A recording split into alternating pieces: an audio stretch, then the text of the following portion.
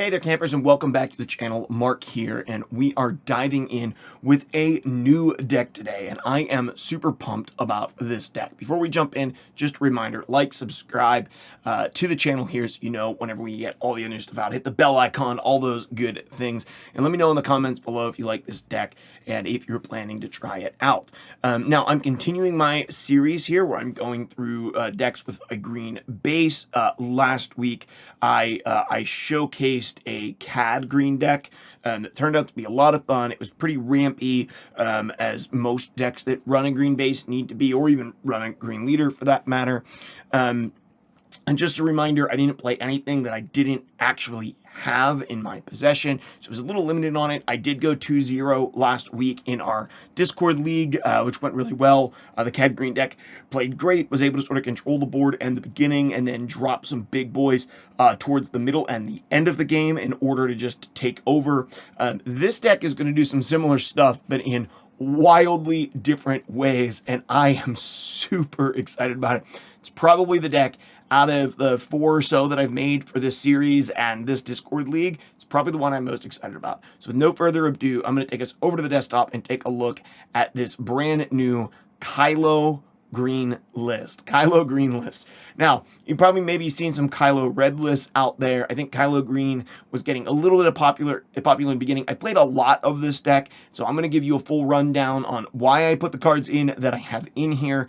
Keep in mind, I do not play cards that I don't possess, and so there's actually a couple of these that I went online and bought because I started toying around with this deck and I was like, I want more of these or more of those, and just had so much fun with it that I went ahead and bought some other cards. Energy Conversion Lab, going to run them all, but I can give something ambush once per game that costs 6 or less. A really valuable card in usually like turn 2 in this, or when you have 3 resources.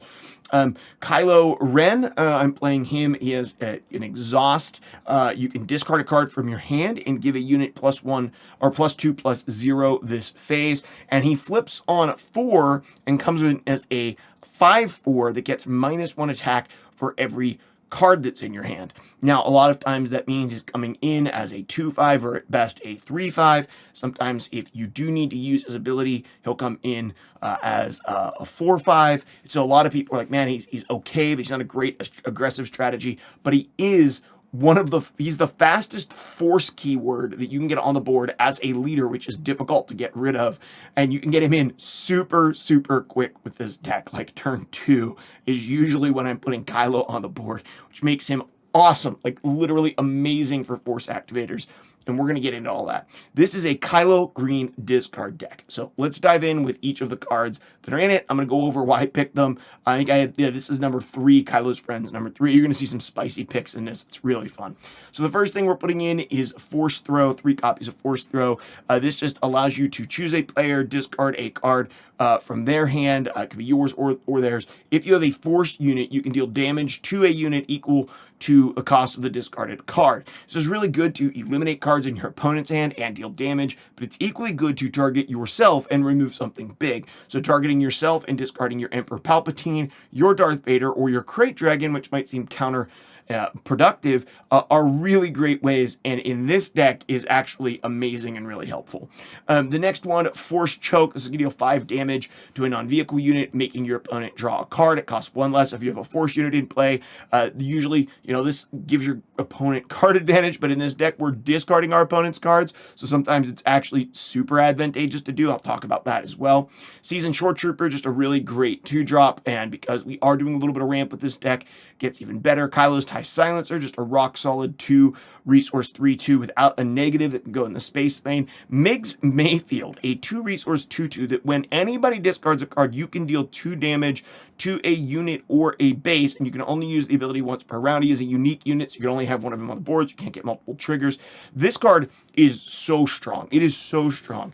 A lot of times you'll get Kylo flipped and get Migs down, and then force throw, allowing you to deal 2 damage with MIGs and ping off a shield, and then use the force throw damage to remove the target, or get 2 damage on one thing and use the force throw to clear something else. The other place that MIGs can be really powerful, especially if you're going first, is the beginning of turn 2. Immediately activate Kylo's ability, discard a card from your hand, making MIGs a 4/2, and immediately dealing 2 damage, something either damaging or removing something from the board.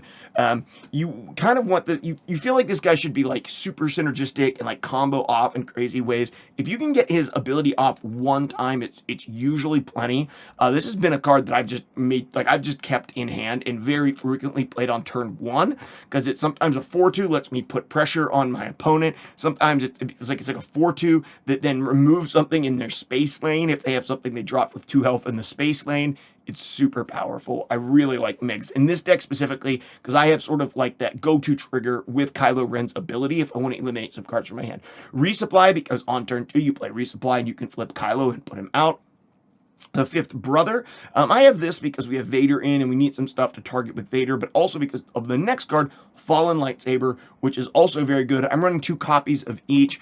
I really like Fifth Brother in this deck. It gives you ability to add some pressure towards the end of the game and gives you something else to dig with Darth Vader. This is not going to always be your go-to. I don't really frequently play this on turn 2. I'm almost always ramping on turn 2 because I want to flip my Kylo right away to get that force activation out there. But I do have him in this deck and I have liked him. Open Fire, just to be able to remove some stuff. I think you could do Daring Raid in the deck as well, but I like Open Fire. Super Laser Technician, this guy's the GOAT in this deck. Like, he's just so good. Energy Conversion Lab, turn 2, to crash your Super Laser Technician into something, deal 2 damage to it, flip Kylo Ren, and you still have a resource remaining to force throw your opponent, is so ridiculous. It's such a ridiculous turn. It's so strong. You have a MIGs on the field that your opponent didn't remove right away as well. It's even stronger. It's very, very good. Punishing One, just because this is a busted 3 resource, 3/4 in space with a positive ability. Similar, you're just trying to control the space lane with the Imperial Interceptor. Also, Punishing One can get grabbed with Vader, which happens frequently. It's very good. Lets you get stuff in both lanes with a Vader drop. Imperial Interceptor to remove stuff is in the space lane. Pillage, this card is so strong and it's very good in this deck. There are times when you flip Kylo and then you force choke something towards the end of the turn and fill your opponent's hand and then pillage their cards away anyway. And that's where like the downside of force choke can sometimes be so good. When you force choke, fill your opponent's hand. They only have 1 card in their hand. You could fill it and then pillage them to get rid of the 2 cards in their hand. Believe it or not, that happens pretty frequently. Overwhelming Barrage, because it's busted and has to be in every green villain deck. Traitorous, because it's busted and has to be in every green deck. I'm going to skip over Palpatine's Return and we're going to move to Darth Vader and Emperor Palpatine. These are our 2 top-end guys, both very strong. We're going to be ramping once or twice, usually once. It's just going to get us to the Vader and the Palpatine, usually before our opponent. And Crate Dragon is frequently something that we're going to resource or we're going to force throw. Occasionally, we're going to get this card out, but not always. But it's a lot of endgame insurance, and it's just too good to not have in the deck. Palpatine's Return, 6 resource command villainy action. It says play a unit from your discard pile that costs 6 or less. It costs 6 less. If it's a force unit, it costs 8 less. So here's the reality. This is 3 additional copies of either Darth Vader or Palpatine or Crate Dragon. Oftentimes, you're going to force throw something out of your own hand to remove something big on your opponent's board, throwing out a Vader, an Emperor Palpatine, or a Crate Dragon, or you're going to use Kylo in order to discard it just because you want it out of your hand so that you can Palpatine's Return it. Games are almost like you're just getting to this so fast. You're so fast you're getting to this because your turn 1, you got your 2 resources out. Turn 2, you put a resource out and you ramp. And then you flipping your Kylo. Turn 3, you're putting out a resource. Turn 4, you have probably already force thrown or discarded with Kylo an Emperor or a Vader, and you're playing your Palpatine's Return and getting it back to the board on literally for Palpatine 3 turns earlier than what you should. For Vader, 2 turns earlier than what you should. It is like just escalating your ramp. And then what's even better is if you did force throw or discard that crate dragon early in the game to remove something really big, you need to get rid of that reinforcement walker or something. Well, guess what? In the end of the game, if you're sitting on 10 resources, you just use Palpatine's return with 4 additional resources, and you can go grab that crate dragon back. So it's just extra copies of your end game, and so you're just, you're in the beginning of the game, you're clearing the board, you're applying pressure, you're dealing a little bit of damage, you're ramping faster than your opponent, you're flipping things really hard on them, you're discarding the cards out of their hand and getting rid of their opportunities to remove stuff. And at the end, it's a constant beratement of Darth Vader, Emperor Palpatine, and Crate Dragon. They're just getting thrown at your opponent's faces and resurrected from your discard pile and thrown back out and re-triggered. Vader keeping re-triggering and getting his thing out and ambushing, pulling something out of your deck and ambushing. Palpatine getting hit. He comes back out with Palpatine's return and then hits for another 6 damage whenever he hits the board. It's really strong and a really fun deck, guys. This is probably the one I'm most excited about so far. So with all of that being said, I hope that you guys like it. Let me know what you think in the comments below. We're going to go over and jump over to Karabast. We're just going to play a couple of games, let you show how the deck plays. I will show for you. Show you how the deck plays. Okay, guys, we are up against a Han red deck here, which is a little unique, probably super aggressive. We're definitely going to mulligan away this, as once again, we're just not seeing ramp in our hand. There we go. We got a couple pieces of ramp and a couple pieces of removal. I think both those things are good. I think Force Choke is probably just like super, super good against maybe like Sabine Green and things. Probably less valuable here. And I also think that probably the resupply here is not quite as valuable. We do want to keep the super laser tech. I think the MiGs in hand could be really good too. Oh, okay, we're immediately going to get hit with the Bo-Katan coming out. Bo-Katan's a pretty nasty card in the double red, pretty hard to deal with. Let's go ahead and just do this. We got the resupply in hand. I think once again, we're probably resourcing the resupply. And we really only need one piece of ramp with this deck. Immediately hits us with the Daring Raid. We're going to Energy Conversion Lab and just chuck directly into the Bo-Katan here. And we're probably flipping Kylo this round. Go ahead and deploy him, which is kind of a bummer, but we'll kind of see what our opponent wants to do. I think that the best bet that we have, let's actually remove this guy and get him out of here. Even though Bo-Katan's really powerful, our opponent grabs initiative, which is arguably pretty bad for us here. If he just goes aggressive for it with us, it's fine because we can go with the Fallen Lightsaber on this round and also be able to get in our Seasoned Shore Trooper, which will go more attack next round. This is obviously a super aggressive deck. He's going to take the 3 damage to my base. I'm guessing he's not going to want to remove my Kylo Ren right off the bat. His comes down on turn 5. Okay, undid his action.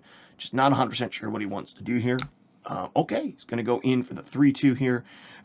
Giving this the 3 health means that we're not going to die to this Bo-Katan, which is extremely valuable for us.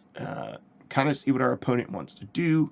At the tail end of that, he's going to take the damage into that. I'm going to remove both of those with our Kylo here, which is very, very strong. We get the Cantina Braggot coming in, which is a pretty interesting grab. Certainly not something that I expected to see.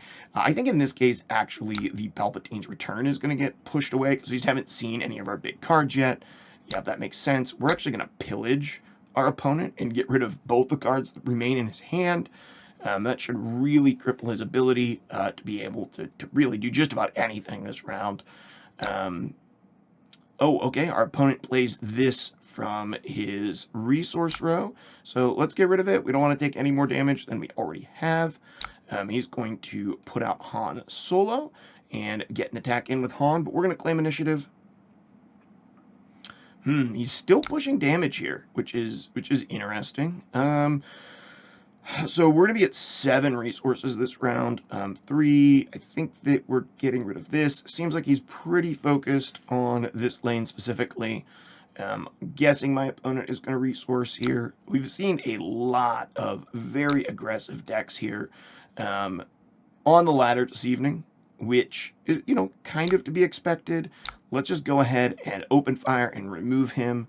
Not really the most ideal situation for us. definitely some things I would have rather done there, but I think it's important. Our player is going to pass. We're going to claim initiative here. We're actually totally fine with the pass in this scenario. I think we're just going to resource. I don't know any of this. 3, 4, 5, 6, 7. We can get rid of. Let's go ahead and resource this for now. We'll go ahead and play out our brother and see what our opponent does. Okay, another one of these. We'll play out our seasoned shore trooper. See what our opponent has in hand. Aggression. Draw a card. Deal. Defeat up to 2 upgrades. Ready unit with 3 power. Deal 4 damage to a unit. So he's going to draw a card and deal 4 damage to a unit. I'm going to go ahead and claim initiative. And hopefully our opponent does anything else he can do. He does not, which is perfect for us. We're going to go ahead and get rid of 5th brother. And then we're just going to be able to crate dragon him this turn. Which is a full, well, I guess he can crate dragon this round as well. So we are going to crate dragon, hopefully, theoretically, before he can here. Probably doesn't have a lot of good ways to deal with this. We're going to go ahead and just deal the damage there and deal that damage there. And this is just going to keep his board clean, probably for the remainder of the game. And there's probably not a whole lot he'll be able to do against the crate dragon. I'm still sitting on 11 health. Okay, yeah, our opponent's going to take initiative. We'll gladly pass there. The second crate dragon in hand. If we hadn't sealed the deal yet, we certainly have sealed the deal now. This deck doesn't always kind of get to the crate dragon turn, but yeah. Couldn't seem to draw my crate, GG. Even if our opponent drew his crate, we would have just been able to get rid of it. So there we go. First game won. You kind of see how that went there. And we'll go back to the main menu and jump into another game. Okay, guys, we're against an Emperor Green deck, which is really going to be hard ramp versus ramp. We are not going to take the mulligan here. Even though, you know, it's like, I think that we just are going to resource these 2 away because we want to get the short trooper out at the beginning. We want to be able to race out the super laser tech the following turn, to be able to flip Kylo and do all the stuff with force throw all in the same turn. Our opponent is going to go ahead and claim initiative. That's actually perfectly okay with us. In this case, we're actually going to keep the... I think we actually keep... I think we get rid of Fallen Lightsaber here. No matter how powerful that could theoretically be, I think we get rid of the lightsaber here. We're actually going to go ahead and Energy Conversion Lab this out and ambush in.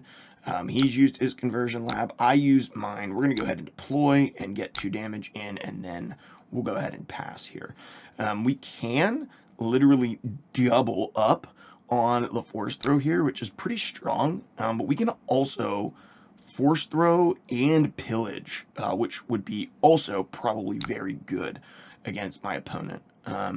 Let's go ahead and pillage our opponent first and just say, hey, get rid of 2 cards. Kind of get an idea of what he's going to get rid of. Probably going to get rid of his least expensive things that are in his hand right now. Okay, yeah, I'm going to go ahead and get rid of, a Vader, and he gets rid of a Galactic Star Destroyer. That's incredible. So he's just trying to basically live here, and we're going to get rid of his overwhelming barrage. We're going to remove that. And then also get this removed. You can see now why this can just be absolutely devastating to our opponent. I mean, it's just so hard to come back from that.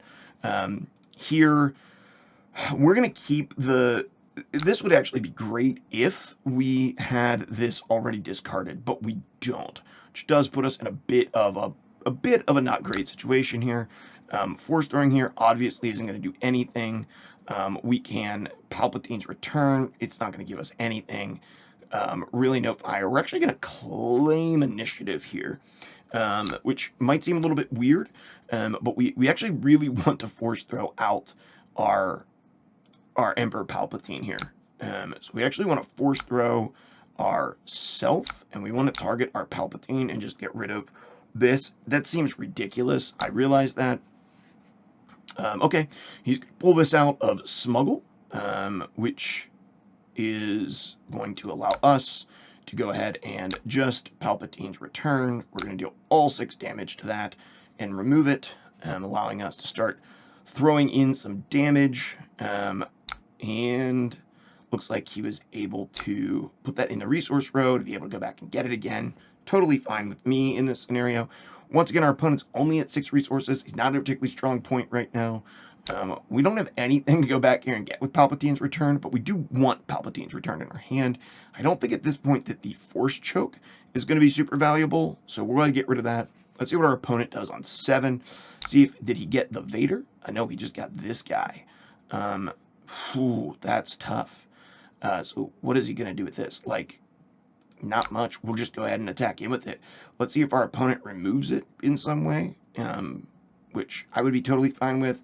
Once again, he's just keeping this thing in his resource row so he can keep putting it out. We're going to go ahead and put out this guy. He's probably going to claim initiative here. Yep, and we'll take the 4 damage on his base. Pass. Just able to add so much pressure from this side lane right now. It's really hard to overcome. Once again, I think that we get rid of the MiGs here just because it's not a dead card, but it's not the greatest card. Okay, there we go. The Palpatine comes out, and he is going to grab it with that. We're actually going to go ahead and attack into his base here. Hold up. What does 5th Brother read? On attack, we deal 1 damage to this unit and 1 damage to another ground unit. So we're going to go ahead and damage him and go ahead and damage that. And just get a little bit of damage in on the Palpatine. 6, 7, 8, 9. We actually need to go back. Let's go ahead. We'll Palpatine's return out and deal all 6 to here. Which it would have been great. I messed that up. I probably should have attacked him with 5th rather than we could have actually removed his Palpatine, which would have been excellent. Obviously not able to do that here. But the good news is he's going to give experience tokens to this Palpatine, which is not going to be helpful to him. Give 2 experience. Yeah, that's totally fine with us. We actually have the ability to double overwhelming barrage him this turn, which does not feel bad. We're going to go ahead and overwhelming barrage. We're going to hit both.